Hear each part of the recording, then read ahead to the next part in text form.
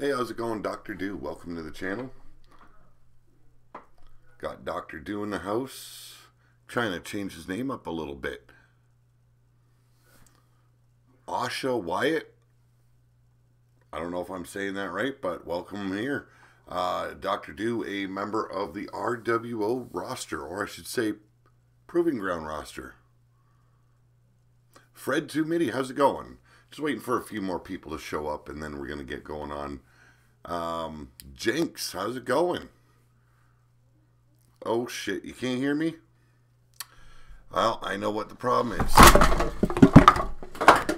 It's a big kind of fuck you tonight.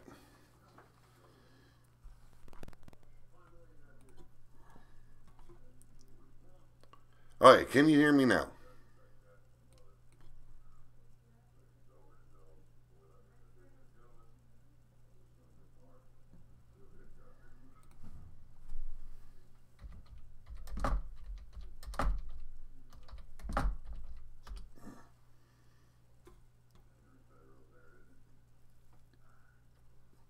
Okay, good. Someone said they couldn't hear me, so I thought it was my problem. Kind of had something fall down. My lamp fell down, so I'm just going to keep it on the floor here for now. We got Dr. Demented, or Mr. Demented, I'm so sorry. Sports Lounge Studios, how's it going? Okay.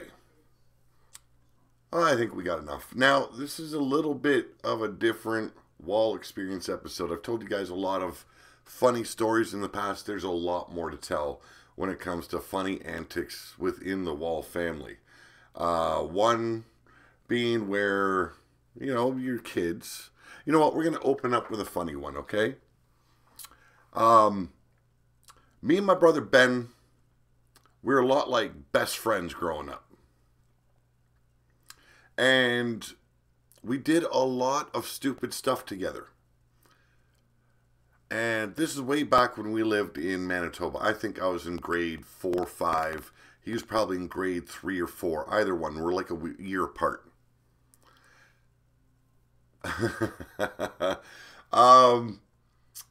And we had this guy, our kid, around our age, lived right across the street, and he was a nuisance. He was that kid that lived in your block, that always came to your house and you didn't want him there. Not because he was stupid or there was some kind of handicap or anything like that. No, this was plain out annoying.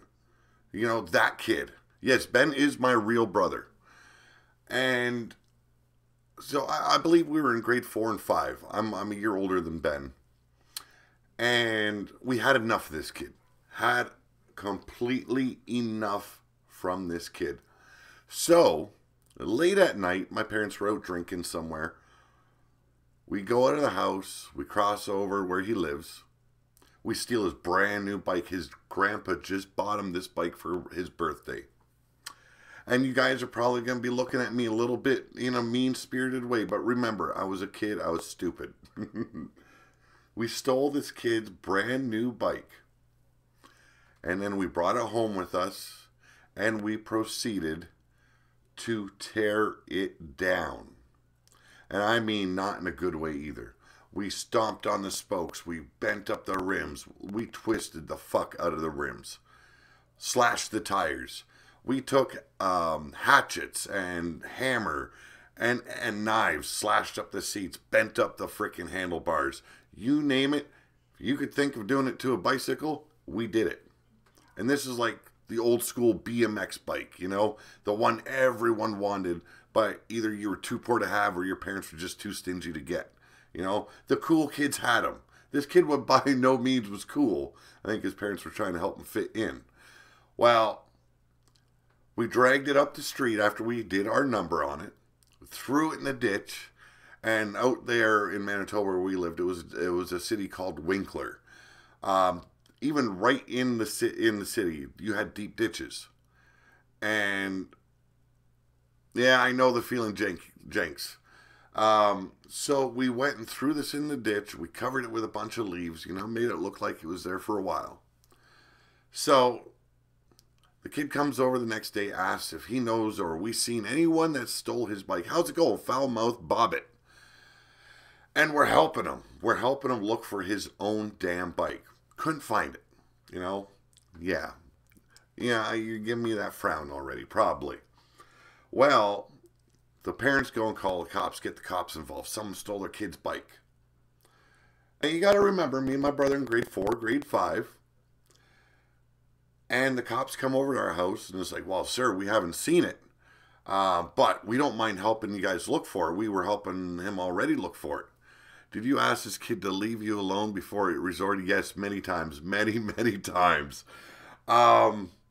So, we're hitting the streets with the cops, with the parents, and with this kid, looking all over the damn place. We went blocks and blocks and blocks, and then we took a different route home, and what do you know? Just out of a glance of the eye, caught it laying there in the ditch. Hey, sir, I found the bike. Well, suffice to say, we didn't have problems with that kid any longer. They couldn't prove that we did it, but the implications were there. The parents knew we did it. And people made fun of me in 3rd and 4th grade. Well, you know what? They're kids. You got to think about it that way. They're kids. Kids make fun of everyone. What Wood Network? How's it going? Broken bike on a pole match. Damn you, Vince Russo. Get Buff Bagwell's mother up there too, you know. That's the opening story to start the show off. You know, this is the Wall Experience. Something I do a little bit away from the whole wrestling thing that we do here on the channel.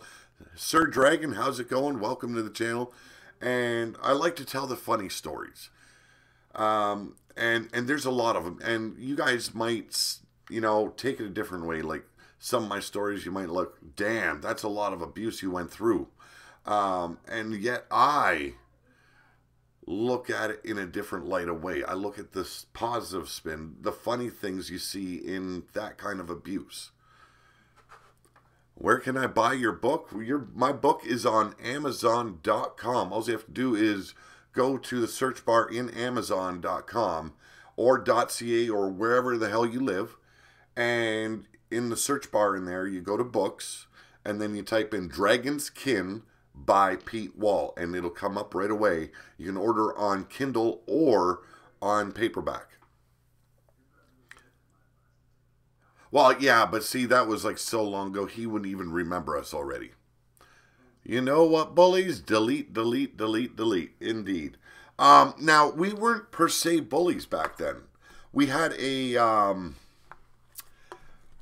strange outlook on punishing the stupid, to put it that way. Now, the reason why I'm doing this one tonight, there's a lot of people out there that have similar health issues than I do. And I know from my baby brother, my brother Dave. Yeah, Dave on my show is also a real life brother. He's endured the same kind of afflictions I have due to a car accident. So I want to get real serious with this part. And it's titled The Wall Experience, The Comeback, for a reason. I really want you guys to pay attention. Do not go and start, oh my God, you know, don't do that. I'm not looking for pity, okay? Number one point here, I'm not looking for pity. I want you guys to understand if you know someone that's going through a similar issue and they have and suffer through pain 24/7 every day of the week, every month of the year, and it seems like the hole is getting deeper and deeper. There is a light, okay? The pain's always going to be there. The you know, the emotions, the bad emotions, the self-pity, the torment a person puts their own body through because they can't do what they used to do. That's always going to be there. There's a different way to look at it, and that's why I want to talk about it. Now, back in 1998, it's about 20 years ago. It was October 28th. I don't remember anything about the night. I'm going to tell you that right off.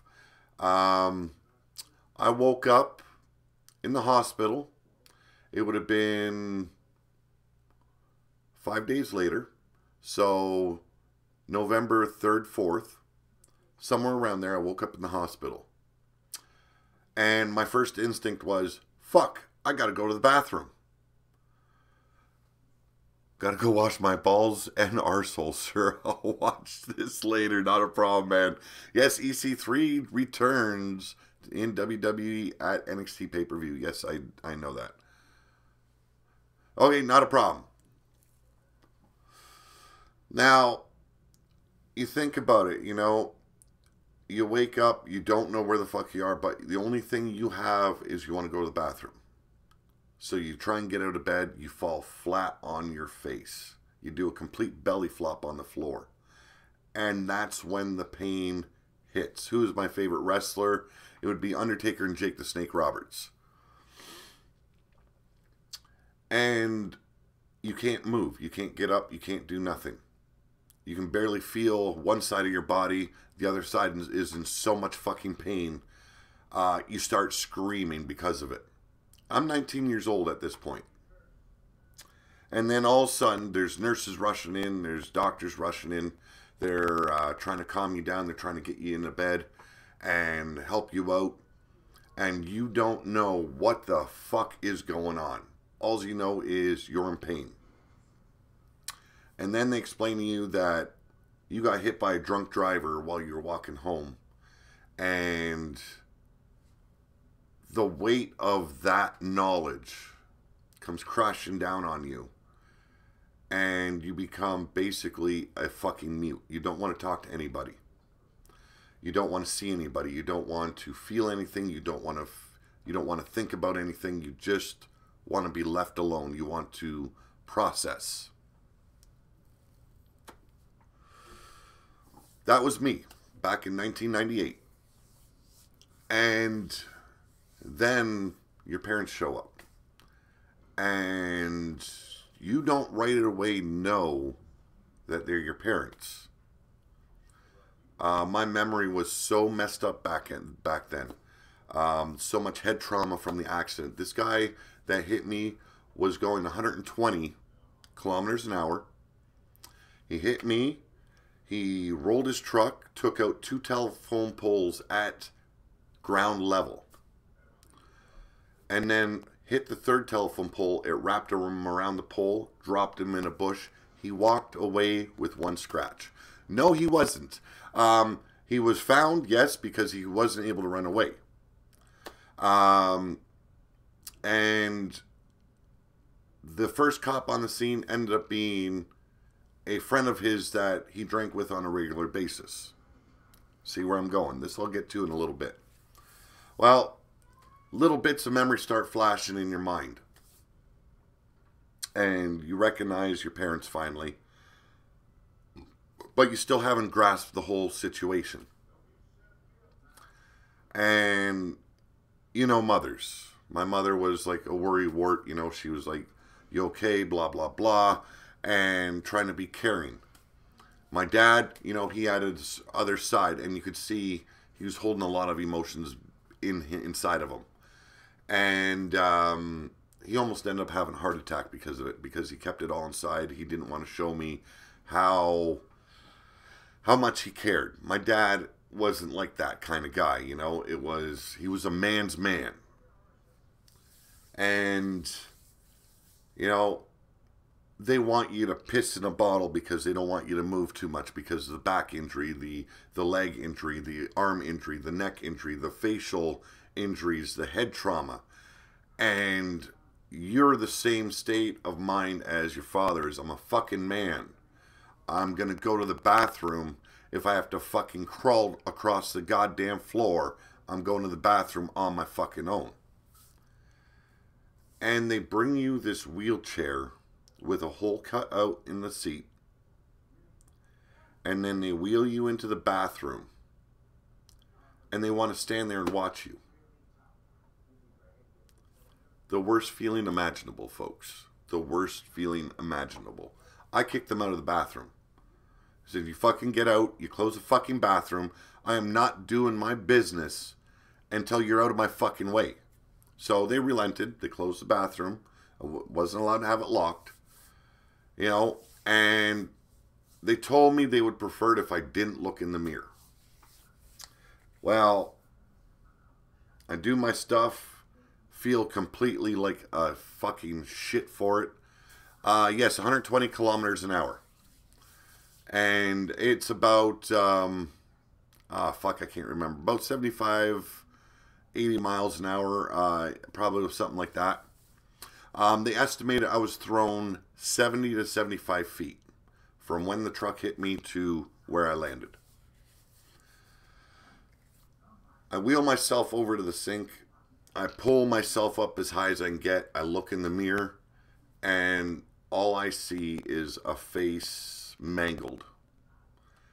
One side of it is all black, and I'm not shitting you. It is fucking black, with sores, with road rash, with fucking blood coming out of your eye, and you've got your mouth like twisted in this weird position. You look like a fucking Frankenstein flick. You know, that's what I seen in the mirror. I had half my eyebrow hanging over my eye, which, a little funny here. The 5th day I was in the hospital, I'm sitting there and I'm playing with this dangling bit, and the nurse comes in, says, leave it alone, it'll reattach itself. And it's like, how's it going to reattach itself if it's hanging over the middle of my fucking eye? So I proceeded to rip it off right in front of her. Woman threw up right there on the floor. Thank you very much, Sir Dragon. They told me I would probably never walk again. And I couldn't have it. But at that time, it was in my head so deep. And I've talked about this a bit on my channel, how I was growing up at that age. I was a freak when it came to working out. I had to work out. I wanted to be a wrestler. I wanted to be a trucker. You know, I wanted those two things to kind of merge together. I wanted to get in the trucking business because I knew it was good money. I was a solitary type of person at the time. But I loved wrestling, and I really wanted to get into wrestling. Well, I'm finally home from the hospital. And I'm stuck in a wheelchair. And I was stuck in that wheelchair for about half a year. Not half a year, I'm sorry. A little over a year. Almost a year and a half. The first month home, I lost 50 pounds of straight muscle. And it's like you're watching your body wither away. And all you can feel is this pain racking your body. They've got you so cracked out on meds. I love the reference there, Doug. They had me so cracked out on drugs. I was like a zombie half the day, and the rest of the day I couldn't even remember what was being said. My short-term memory, my long-term memory, out the fucking window. By the 3rd month, I said, fuck this shit. I grabbed all the pain meds. I grabbed all the antidepressants and all the other crap that they had me on. I flushed them down the toilet, which was probably one of the biggest mistakes I made back then.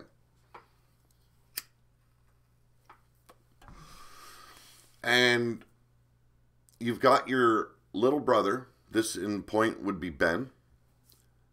And me and him had a lot of the same friends at the time. And you've got him wheeling you up the road to see friends, so you have some sort of a semblance of a life.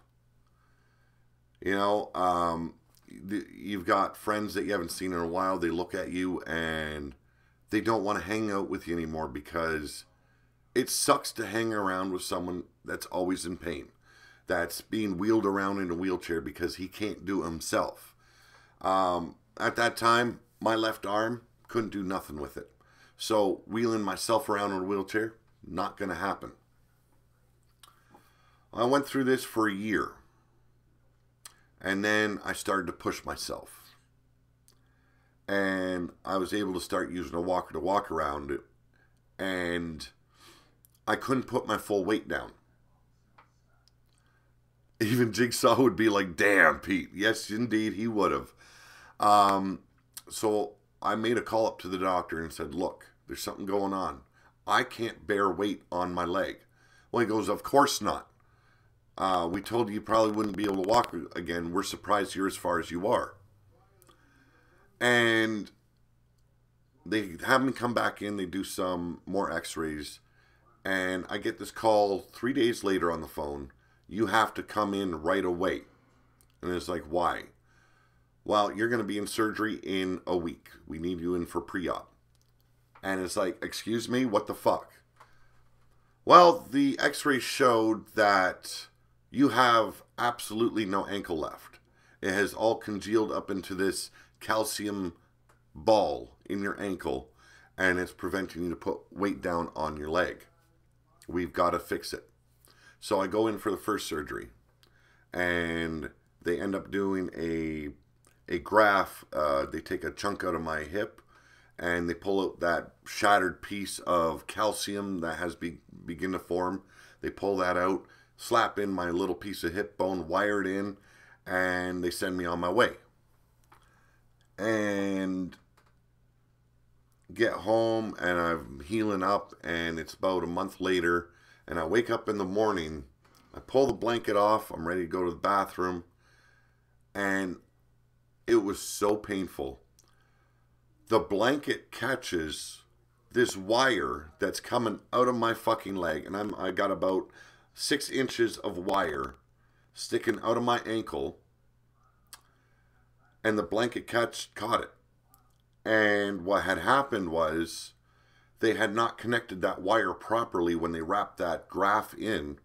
It started unwinding inside my ankle, and it poked through the skin. And it proceeded to keep on coming out. And then when I ripped the blanket off, it snagged it and ripped it out a lot longer.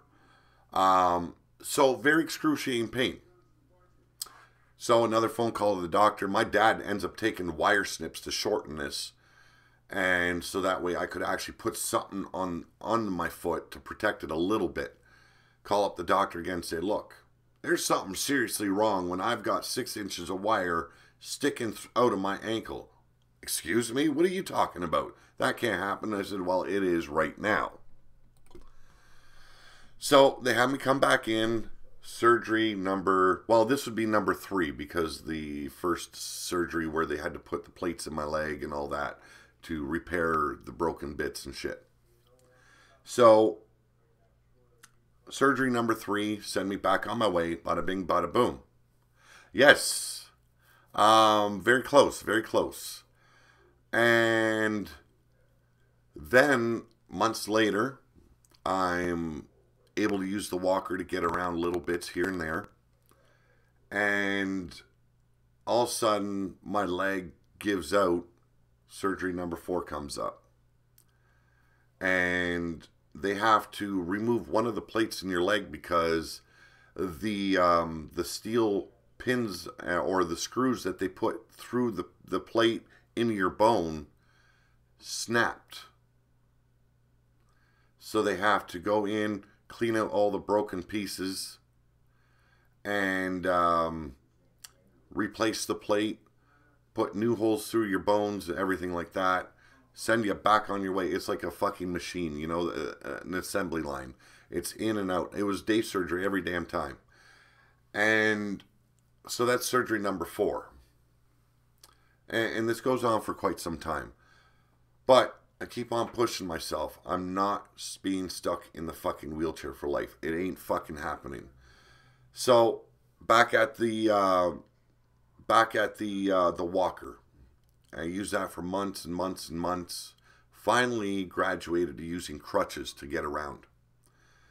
And just kept on pushing and pushing. I'm in pain from when I wake up in the morning through the night while I'm sleeping. I'm constantly waking up. I'm not really sleeping anymore because it's all I feel in life is pain. But I don't care. I keep on pushing myself. And I get up to the point finally about 2-3 years later where I can actually use a cane to get around. And the doctors that told you before that you would probably never walk again, turn around and tell you, well, by the time you're about 35 years old, you will be in that wheelchair for good because there's no way your body can hold up. There's too much damage to your back, to your hips, to your knees, to your legs, to your ankle. Everything that's been done, it's just too much to have the body go through. And your mind starts believing that bullshit. So you start thinking, what is there to look to the future for? Depression sets in. And they start pumping you through these drugs because they know if they don't, shit's going to go down in a bad way with your system. But then you get a doctor that's putting you on the wrong kind of shit. So instead of putting you on antidepressants, he's putting you on antipsychotics. He's pumping you full of morphine and 1 month and then cutting it down the next month. You are going through constant withdrawals, and you've been on morphine for 6 years at this point. And so you're hooked regardless. And I never abused my painkillers. Didn't matter how much pain I was in. I followed the prescriptions to a T. I never abused them. I never thought of abusing them. There's a lot of guys out there, they'll snort the shit, they'll shoot the shit. They'll do anything just for a high. Me, I just didn't want to hurt. So I followed the prescriptions. Didn't work. Nothing fucking worked. You're scaring the shit out of your wife and kids because you wake up screaming because the pain is so intense. It's like being in a torture chamber and they are putting hot rods through your foot, through your back. You know, you name it. You've got fire in your head at times. And you're looking at the world and it's all self-defeating. And this went on for quite a few fucking years. I've been at my lows, I've been below my lows, and I've been in fucking hell. And it got to the point where one night, and this is a little over a year ago, this is right before I started podcasting. I was downstairs, I was in so much pain, my wife was upstairs sleeping, this is about 2, 3 in the morning. She's sleeping, the kids are sleeping. I've got my bottle of morphine, about, altogether, I'd say about 2,000, 3,000 milligrams if I would have chugged the whole bottle like I wanted to. And God bless her, I heard my wife coming down the stairs. And I put down the bottle. I reach for my phone. I call up 911.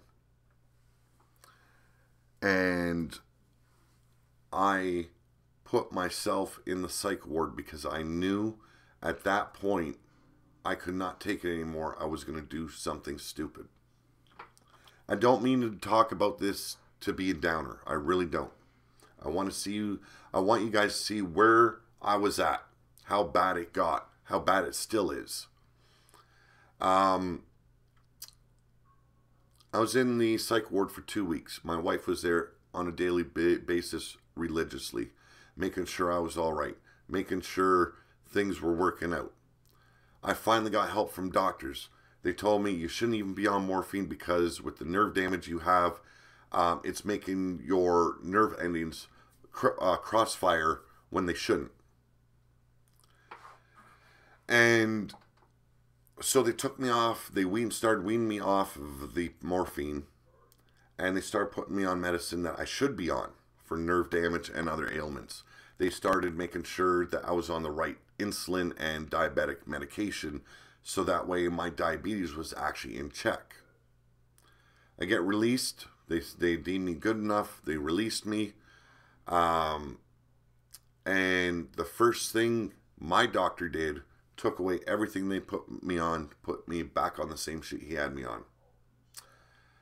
And I got into his face and I said, look, I can't do this anymore. And he goes, well, you need to tell me what you think of me as a doctor before we can move on, or else we can have a honest doctor-patient relationship. And the first thing that popped in my head, are you fucking gay? Seriously. I'm supposed to answer you a question like that. We have a fucking relationship? And he goes, yes. And I said, I'm not answering to you today because I am not in the mood to answer that sort of question. And he keeps on prodding and prodding. So I got to the point. I grabbed my cane. I pointed it right in his face. I said, this is what I think of you, buddy. Every time I come into your office, I talk to you about all the specialists you've sent me to, all the recommendations they have made. All those recommendations you have in my file, you ignore them. And you keep on pumping me full of this fucking crap that's killing me. So, this is how I feel. I feel like grabbing this cane, ramming it down your fucking throat. Repeatedly. That's how I fucking feel. And at that point, Shannon walks into the office.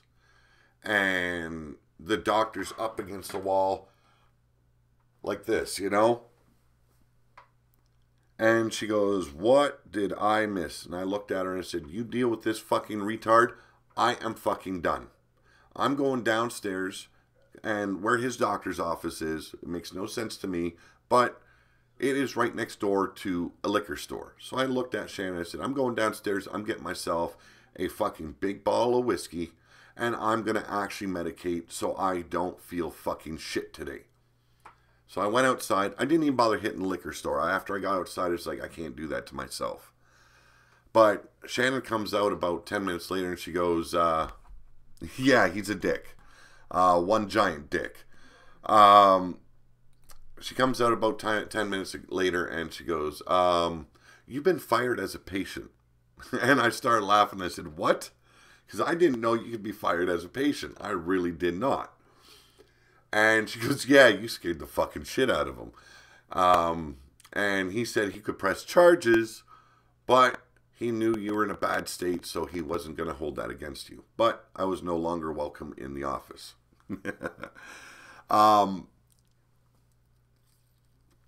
Yes, Freddie Blassie style, indeed. Well, after that, I went cold turkey off of all the morphine, off of all the drugs he had me on. It was 2 weeks of fucking hell. You're in bed, shivering. You're hot. You're overly hot, but you're shivering like you are outside in 20 below weather. You got all this sweat pouring off of you. You can't control nothing. You're in the bathroom, throwing up, having the shits. Pissing all this crap out of your system. Believe me, it is rough. I don't wish it upon anyone. And the only thing that could kind of calm my mind, I put on headsets, I had music in my ears, and the weird and strange thing was, there was only 2 bands that could actually keep me calm and keep me focused enough that I didn't break and go out and find some kind of drug to substitute it. To substitute the morphine that I was on. It was Goo Goo Dolls and Matchbox 20. And Johnny Cash. That was the third one. Those 3. It was all I could listen to. If I tried listening to something else, I couldn't do it. Oh, actually, not Smashing Pumpkins. 9 Inch Nails as well. Forgot about them. So it was like constantly moving back and forth between those. Yes, he was the one pumping me full of drugs instead of helping you. Indeed. I feel like you should have been the one able to press charges. Well, it's not the way it works with the doctors these days. Like, even out here in Canada, right now, I've been without a doctor for over a year. I'm on disability. I should have a doctor. And the health issues I do have, I should have a doctor. It's impossible to find one. Because as soon as a doctor is to the point where either he's well known in Canada or if he's right out of graduate school or university, they're off to the States. That's how it works out here. No, actually, surprisingly not. I couldn't even listen to AC/DC or Motorhead like I love. I couldn't even listen to them. It drove me insane. It had to be something in the alternative section. Or like Johnny Cash, I said, it was like those were the things that kept me grounded. And even when like my family would come down, I had my headphones on. I was sitting there and had my eyes closed for the most part. I tried communicating every now and then. I couldn't do it. 2 weeks passed. Finally, the sweats broke. The shivering started to slow down. I had massive twitches at the beginning. I couldn't walk anywhere because my arms would flail involuntarily. My head would like do this twitch thing. And it's really hard to be around people when you can't control your body movements. Hey, how's it going, Nancy? I love you too, my little sister. I love you too. You know, it was actually my sister Nancy seen me in that position. I was at my all-time low. But I was making that comeback. I already decided I didn't need the painkillers anymore. I didn't need all the crap that they were pumping me through. And I wasn't hurting my family anymore. That was the biggest thing for me. I wasn't having them waking up in the middle of the night anymore, with my screams, with me breaking out in seizures, stuff like that. And believe me, I have scared my wife to death already. And it's been very hard on her. I've freaked my kids out to the point where I've apologized for days on end. And something snapped in my head. And I've been a writer from childhood on. I've loved writing. I've had many books on the go. And it got in my head I needed to finish the book I was working on. That is Dragon's Kin. You guys can find that on Amazon. Sorry for the plug. That was really bad. But I'm very proud of it. I worked and I worked and I worked. And I finally finished it. And then I brought it to my wife and I said, can you please type this up? My fingers just will not move correctly to type like a normal person. I can't even play guitar. I love playing guitar. I can't play guitar because my fingers don't move the way they need to in order to play anymore. For typing, I'm a 2-finger typer. Sometimes I can get 4 fingers in there. I am very proud of it, Sir Dragon. So my wife typed this whole book out, and then I started rereading it and changing things up, tweaking it, putting more info in there and more detail. Brought it back to her. She'd read it all over again, type it back out, and edit and edit and edit. And I had interest from Tor Publishing. And if you don't know who Tor Publishing is, one of the biggest publishing houses for fantasy fiction. I sent them 6 rough draft chapters in. They loved it. They gave me some ideas that need to be changed. Then they wanted to see the whole book. And all of a sudden, the book is done.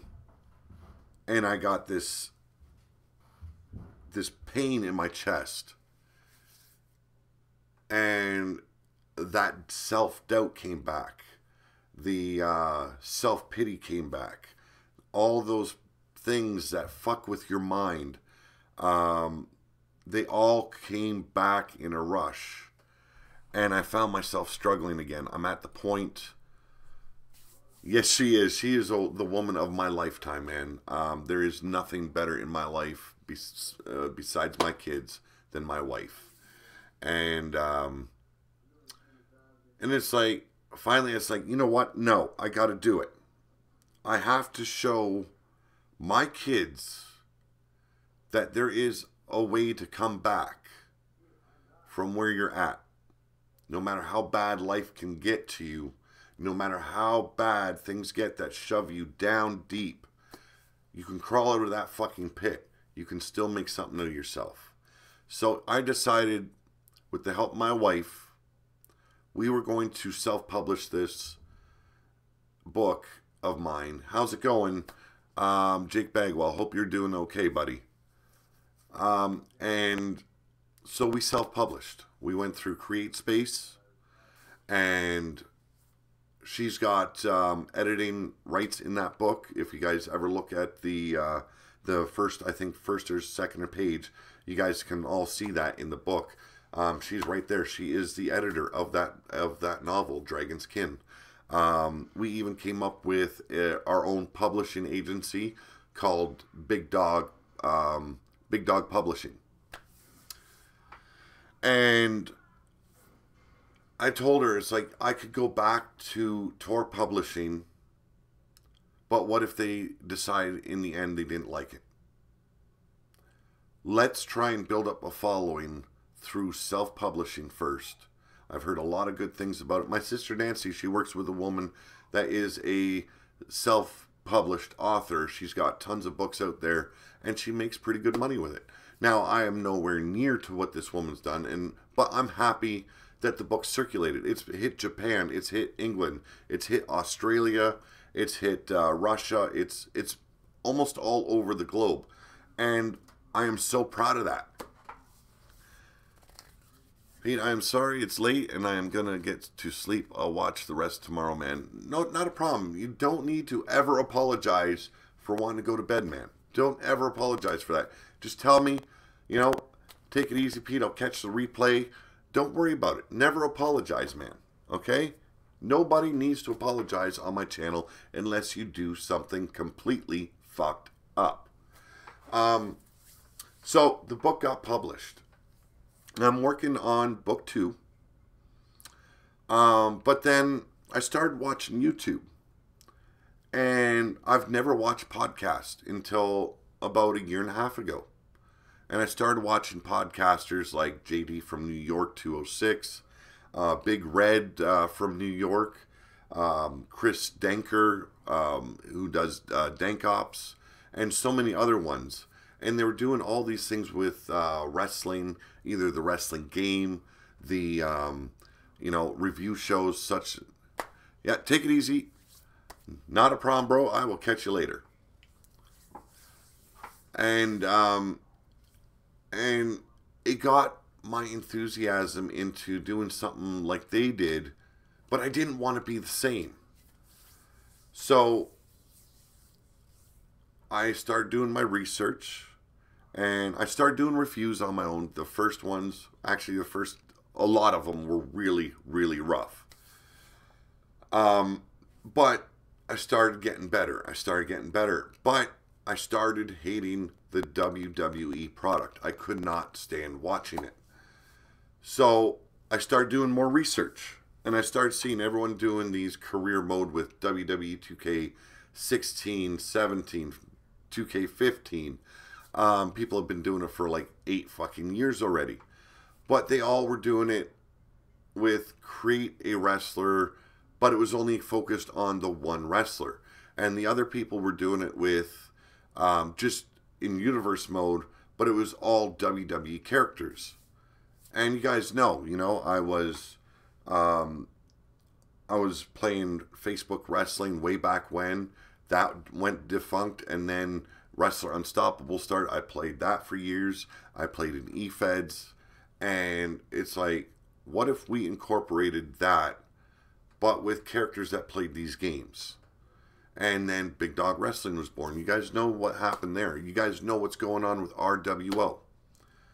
And now I'm looking towards the future to expanding our horizons.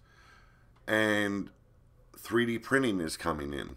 And I want to start doing 3D models of the wrestlers that represent RWO. I want to do a tabletop game with 3 of my very best friends who I've never met in life, but the coolest cats you can ever meet. And we feel like we are brothers. That's how close the bonds have formed. I know a lot of what the other's thinking, and they're the same way with me. And it's kind of a great mind meld to have with people where you know that they won't necessarily agree with you, but they understand where you're coming from, and then they can help you switch things around. I look back 20 years ago to that night, or I should say the day I woke up in the hospital, because I don't remember anything about that before. And I look at myself now. No, I'm not this hulking, muscle-bound freak that I wanted to be. I'm not the wrestler I wanted to be. I don't have any presence in the wrestling world. It is still my hope that I can get hooked up with an indie circuit. But I'm doing this commentary with the 2K18 game. The community that has grown. How's it going, Connor X Life? Welcome to the channel. The community that has grown around Pillar to Post, this channel. I've never ever dreamt that I would meet so many people that have a lot of the same afflictions I do, a lot of the same health issues, a lot of the same emotional distress, and you guys are so supportive, and I try and give that just as much back to you guys when I hear about your problems. And the community that grew around this channel alone has helped me so much. And if there's anything anyone takes away from this whole story, it's that you never stop trying. You never stop pushing. You never stop trying to get to a point where you know that you have bettered yourself to the point where you're happy. And I'm not happy every day. Today was a bad day for me. My hips didn't want to work today. I was trapped in the basement from around 3:30 this afternoon till after the NXT pay-per-view, and then I had to go walk a dog, and I could barely walk the dog. My hips felt like they were going to pop out of socket as I was walking. That's how bad the day was. I was in so much pain. It was a blessing in order to do the wrestling bit today to get my mind off of the pain I was enduring. And those are the days that are roughest to go through. And then you got a community like this where you can get your mind in a different set. You can get yourself in a whole new mode where the pain don't matter anymore. You're pushing yourself so hard to make something so exciting for the community that has gathered around you, that for those hour and a half, 2.5 hours, you're focused on that. And that is the beauty of Pillar to Post. You come here to relax, to forget about the real world problems. And there's so much going towards the future now where I can imagine myself being the person that I want to be now, not the person I used to be. I don't have any regrets anymore about not being able to wrestle, not being able to exercise the way people that I would like to, but where people accept you better. Being a little bit overweight doesn't bother me as much anymore. I've gone from 420 pounds down to a little bit under 300. I'm about 290 pounds now. And, you know, it is a nice feeling that I have gained that much. And I'm not going to push myself to the point where I'm back to being in the amount of pain where I can't function anymore. So I've learned my limits. And no, there's still times I push myself a little bit too far. But it's not a bad feeling either, because sometimes you need to push yourself a little bit further. They told me I would never walk again. I'm walking. I got to use a cane for the most part. They told me by the time I was 35, I'd be stuck in a wheelchair. I am 40 now. I have surpassed that estimation by 5 fucking years. Every fucking doctor that doubted me can go fuck themselves. That's how I feel about those kind of guessworks from doctors. Hey, how's it going? The Nightmare. Fred Too Many says, me 209 to body weight. Good feeling. Yes, it is. It is. You know, I don't always eat the healthiest. You know, I eat some fast food junk. I slowed down on drinking, you know, Coke and that kind of shit. I started drinking more ginger ale and 7-Up and that kind of stuff. Today, I'm drinking some of that other bad shit. But for the most part, I'm starting to learn how to better myself. I am starting to get onto a track where I see a brighter future. I see something. Right now, I am drinking root beer. Like I said, sometimes I go back and I drink stuff. Understand where you're coming from, Pete. I was born with autism, and doctors said I wouldn't be able to do half of what I can do now. Great to hear, Nightmare. MD, how's it going? Big Daddy, hello from India. Hey, right back at you from Ontario, Canada, buddy. You know, you hear those kind of estimations, guessworks from doctors. You know, they were guessing when they said I wouldn't be able to walk again. They were guessing when they said that I would be stuck in a wheelchair at 35. I'm 40 fucking years old now. I'm still having fun playing video games, enjoying myself on YouTube, writing a book, writing a second book, having a community here I can talk to, and a community that has inspired me to push myself a little bit further. So that's why the 3D printing is coming in. That is why we're planning on bringing you guys this tabletop wrestling game that I don't believe has ever been thought of before, the way we are discussing them building it. And I would love to share those details with you guys, but I know I got to keep it close to my chest and keep it that way. But there is so much more coming to the Pillar to Post brand than ever I could have expected. I'm not necessarily excited about it, MD. I don't know. I think NXT is going to blow the doors, at least the last 3 matches I've seen of NXT, going to blow the doors off of whatever they can do. Unless they step up their game for the main roster for the Royal Rumble. I don't know. I really don't know. So, that is my comeback. Now, it's not what some people would think a big comeback, but you look at it where I'm coming from being stuck in a wheelchair to being able to walk, even with if it's an assisted device like a cane, a walker, or crutches. I proved to myself I am stronger than what the doctors gave me credit for. I'm stronger than what a lot of people gave me credit for. And when you are dealing with medical issues of the mind, like depression, where you only see yourself falling and falling and falling and falling, and it doesn't seem like you're ever going to be able to climb out of that hole, there is always a way to climb out of that fucking hole and find a semblance of life that is fitting to the condition that your body is in at the current time. And I haven't been doing this channel that long. It's got to be, yes, I had my 1-year anniversary here on YouTube. It'll be February, I believe, when I actually started using my channel to do something with. I don't have any guesses about it. I haven't been watching WWE product in like 6 months. I'll be watching it, but I don't have predictions. I don't have guesswork. There's rumors. I don't give a shit about rumors. Don't think I'm being blunt to you or anything. It's just, it's not a topic we're discussing right now. And, you know, being able to hear a lot of the problems that you guys are suffering from, and a guy like Jake Bagwell in the chat, and I'm not even going to discuss what I helped him out with.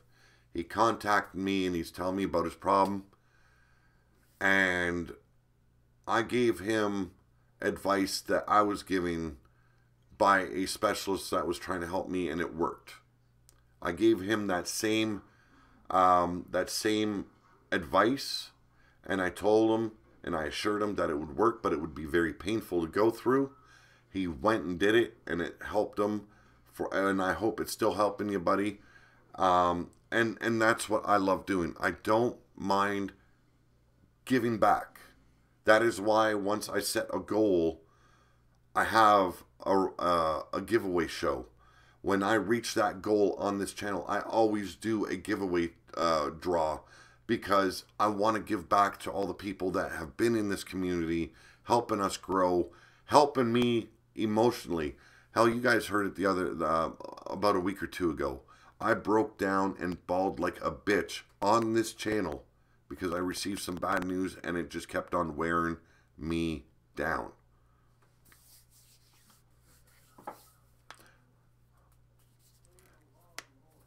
Yeah, I know what it feels like, Fred Tumity. I dealt with the brain issue, or the brain damage from the car accident my whole freaking life since the accident. I'll give you a good clue. You're married. I'll give you a good clue about how bad it was. You fall asleep and you wake up with your wife shaking you, and you look your wife dead in the eyes, dead in the face, and you ask her, "Where's my wife?" You can't remember your wife's name, you can't remember what she looks like, but you know you're married. And you're looking at the woman that said, "I do" to you. You don't know who she is. That's how bad it was. I've never understood why my wife married me. I've never thought I was worthy of that kind of love. Shannon, one of the A-class women of this world. I will never, ever, ever say any bad words about her to anyone. That woman has helped me. She has dragged my fat ass to the goddamn bathroom just so I could make it there. She has helped me lay down in bed. She has helped me get from the bedroom to the living room.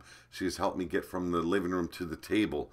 You know, there's not a bad word I could ever say about my wife, because she has put up with so much of my health issues.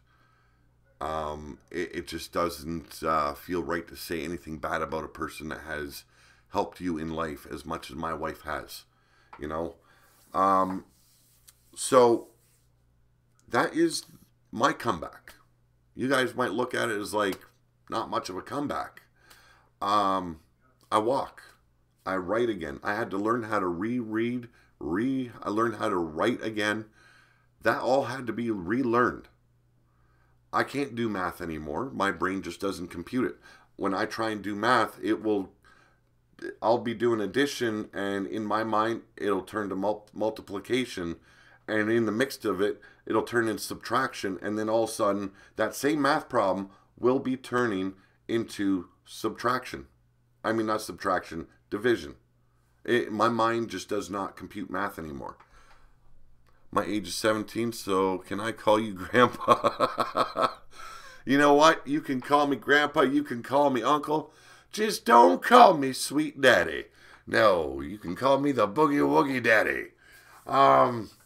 You know, and I wanted to talk about this on the wall experience today, because I know there's a lot of people in my life and people that I've gotten to know on the channel that are going through a lot of health issues right now themselves. And there are a few that I've spoken to that have that world crumbling down around them, that weight on their shoulders, and it feels like it is squashing them and pinning them down to the floor, and they just can't find that way to fight back. And it's a very touchy subject to talk about, begin with. It's hard to learn to write. Yes, it is. I know, I really understand Fred Tumity. I really understand, like, nothing wants to compute when you are trying to relearn everything that you lost. You know, and I had a lot of help. There was, like, brain injury clinics. There was specialists. There was a lot of people, specialists, helped me in the background. I tried to learn to write 45 years. Damn. Pete and the community has helped me so much, and I have severe dyslexia, but they never look down on me and has accepted me. You got that damn right, Jake. I'm never going to put down anyone on the channel when I know that they are trying their hardest. It's those guys that come in, and we call them trolls, but for the most part, they're douchebags.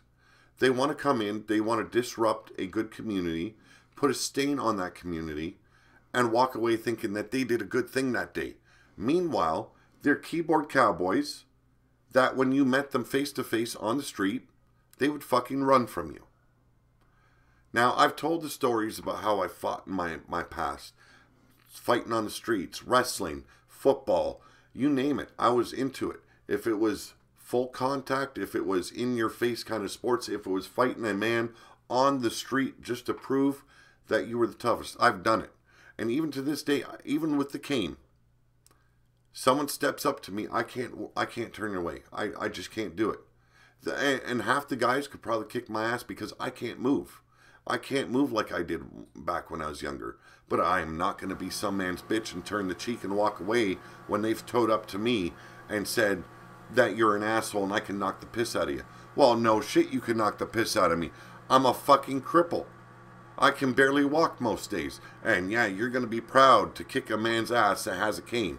You've just made yourself into a big fucking prick. I am from Ontario, Canada. My birthplace is Manitoba, Canada. But I reside for the last about 20 years in Ontario, Canada.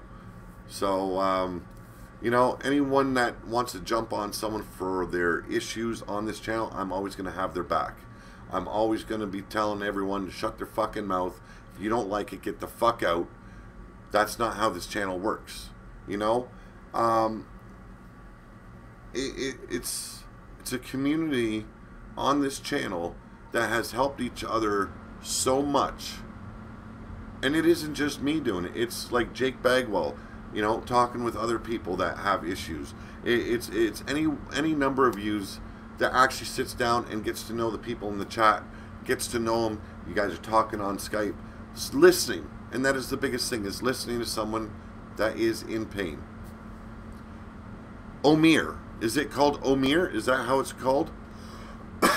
If it is Omir, thank you very much. I actually knocked that one out of the park. If it's not, I'm a goon, and I do apologize. When I'm not sure about a name and they've got something simplified before it, like MD, I'll just call MD.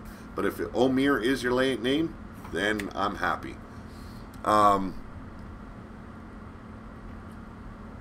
You know, there is more to life than pain. There's more to life than sorrow. There is a lot more to life than depending on drugs to try and make yourself feel less. I have numbed myself out with alcohol. I have numbed myself out with alcohol and then my prescription drugs. It doesn't work, people. It doesn't work.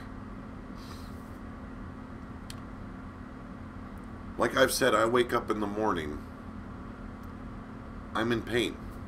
I'm sitting here right now, I've got so much pain going through my back, through my hips, through my legs. It's very hard, but me talking helps. How's it going, Jinx? Doing the podcast helps. Finding something that you love to do. You will find that it works wonders on your mind, helping you block out a lot of what you're feeling. I'm not telling you to repress your feelings. I'm talking about repressing pain. I know there's a lot of my viewers, excuse me, that I've talked to personally that deal with pain on a regular basis. It is finding that certain thing that you've got something passionate about, that you have that strong feeling of passion about, that can help you in so many different ways. I surprisingly found that with YouTube, with graphic designing, with writing, with the wrestling game, and I'm so proud of that. You know, sitting on your ass and then just sitting there and absorbing the pain and absorbing the pain, letting it drive you crazy and break you down and making you feel like you're less of a human being because you can't do what your body used to do. It does not help you in the least. I was born with an extra tooth, and people make fun of me because of that. Why? You know, it's something stupid. You know, don't even listen. Don't even raise your head to it, Jenks. There's no reason for it. A lot of reasons why people bully someone else is because there is a certain level of inadequacy in their life that makes them feel like they are a bigger person by picking on someone else. That is the only reason they do it. Those are the guys I knocked the piss out of growing up. Those are the guys I wanted to beat up. I was a bully towards the bullies. Although when I was a little bit younger than that, then I was being an asshole. But I never, ever picked on someone that never deserved it. I've never bullied someone that was smaller than me. I've never bullied someone just because they look different than me.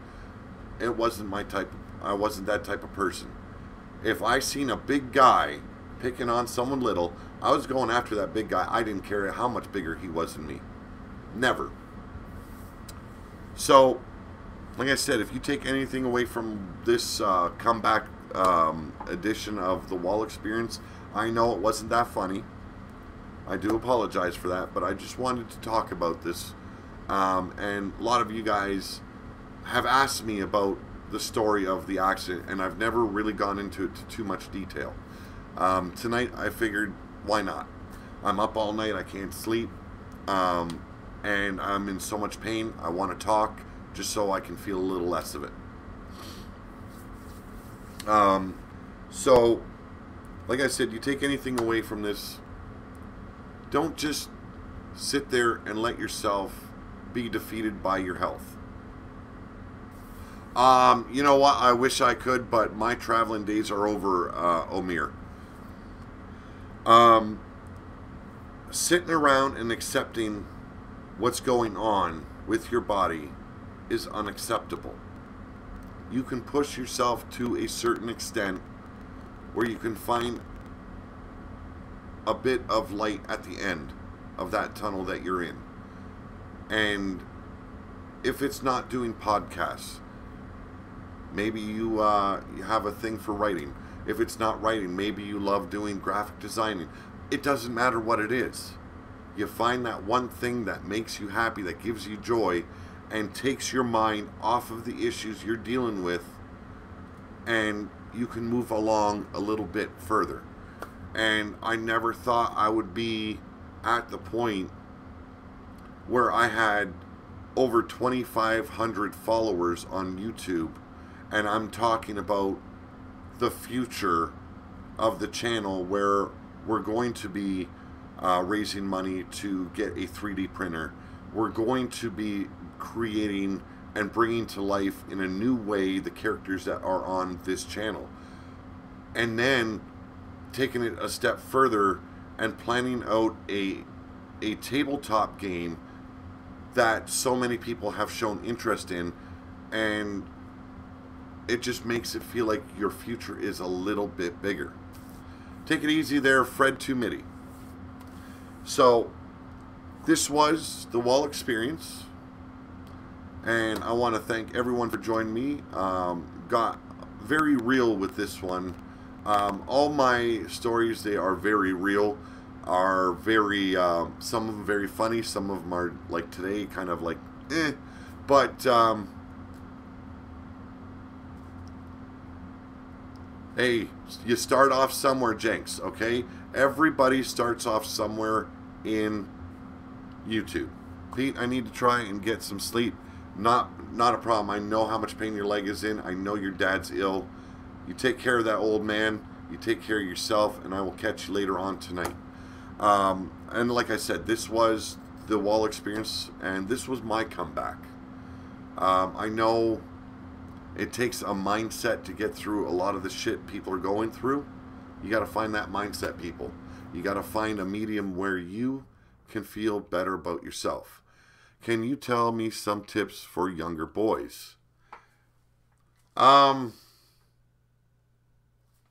Here's one.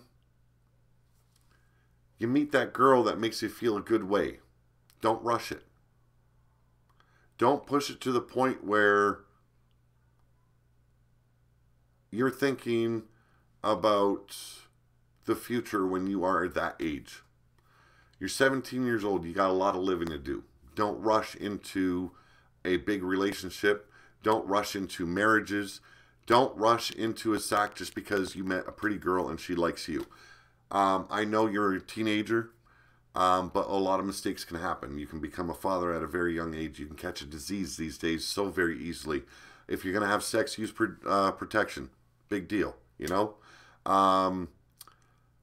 Focus on school. Make sure that you have the opportunities in life because you have the proper education. You guys have an education these days that stands head and shoulders above what we received at your age. Focus on school. There's always going to be a pretty face, a pretty ass, a sexy tail up the street, okay? I'm not saying don't date, don't have fun, blah, blah, blah. Have fun. You are a kid. Enjoy life as a teenager. But don't forget about the most important things, too. Don't forget that you have a life that you have to get to and miss out because you were stupid and didn't focus in school. All you want to do is cause trouble. Blah, blah, blah. You know? School for youngsters these days is so important. There's not a job out there these days that you can get, especially out in Canada, where you need a grade 12 education. If you don't have that grade 12 education, you're not getting a decent job. You're working the fields. You're doing menial work for a pennant, a couple of dollars an hour, and it's not getting you anywhere. Okay? So focus on school. Treat women with respect. Okay? They are not just someone that you can just take to bed, throw away. Okay? Respect the women in your life. I don't care if it's your mother, your sister, your grandmother, a girlfriend, or a future wife, or is your wife. Show them proper respect. Treat them like you want to be treated. Thank you very much, Omir. So like I said, thank you for joining me this very early morning. It is 6:35 a.m. here in Ontario, Canada. I am going to go upstairs and I'm going to wait for my, I guess it would be kind of like a son now. He's been living with us for quite a while. And I kind of always viewed him as a son to begin with. But he's going to be coming home from work shortly. And I'm going to be up there to greet him, and then I can lock the door, and then I'll get myself some sleep. And I'll see you later tonight where we do a live reaction on the Royal Rumble.